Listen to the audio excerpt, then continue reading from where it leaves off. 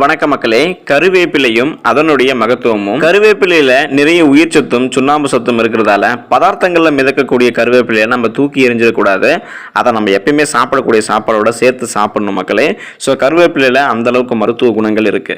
இந்த கருவேப்பிலை பல வியாதிகளையும் தீர்க்குது. கருவேப்பிலை உடலுக்கு பலம் உண்டாக்கக்கூடியது, பசியை தூண்டக்கூடிய சக்தியை கொண்டு இருக்கு. ஸோ இது மட்டும் கிடையாதுங்க மக்களே, இன்னும் நிறைய பலன்களை கருவேப்பிலை கொண்டு இருக்கு. ஆனால் இப்படிப்பட்ட கருவேப்பிலை தான் நாம எப்பயுமே நம்மளுடைய உணவுகளில் நம்மள பல பேரும் சாப்பிட்றதே கிடையாது.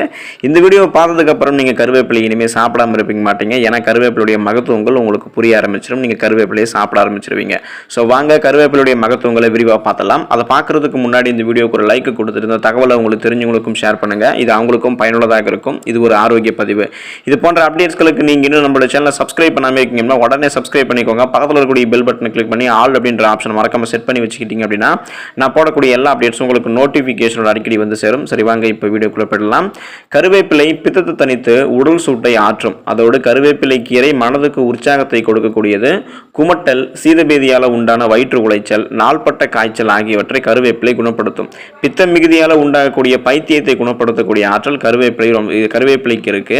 வாந்தி, நாக்கு ருசியற்று போதல், வயிற்றோட்டம், சாப்பிட்டவுடன் மலங்களிக்கக்கூடிய உணர்வு, பசியற்ற நிலை, சளி ஆகியவற்றை கருவேப்பிலை குணப்படுத்தும்.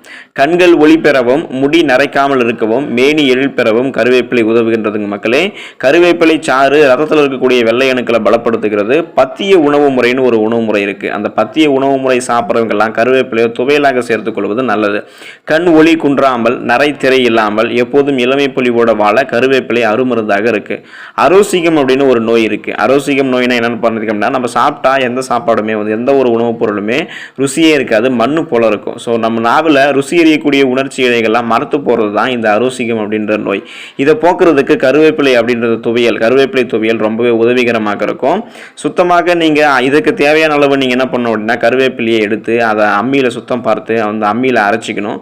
ஸோ நீங்கள் அதில் இஞ்சி, சீரகம், புளி, பச்சை மிளகாய், தேவையான அளவு உப்பு, இது எல்லாத்தையுமே பார்த்தீங்கன்னா மைய அரைச்சி சாப்பிட்டீங்க அப்படின்னா அந்த சாப்பாடோட நீங்கள் சாப்பிடும்போது நீங்கள் நாவல் ருசி எறியக்கூடிய தன்மை உங்களுக்கு பார்த்தீங்கன்னா மறுபடியும் வர ஆரம்பிக்கும். அரோசிகம் நோய் உங்களுக்கு போயிடும்.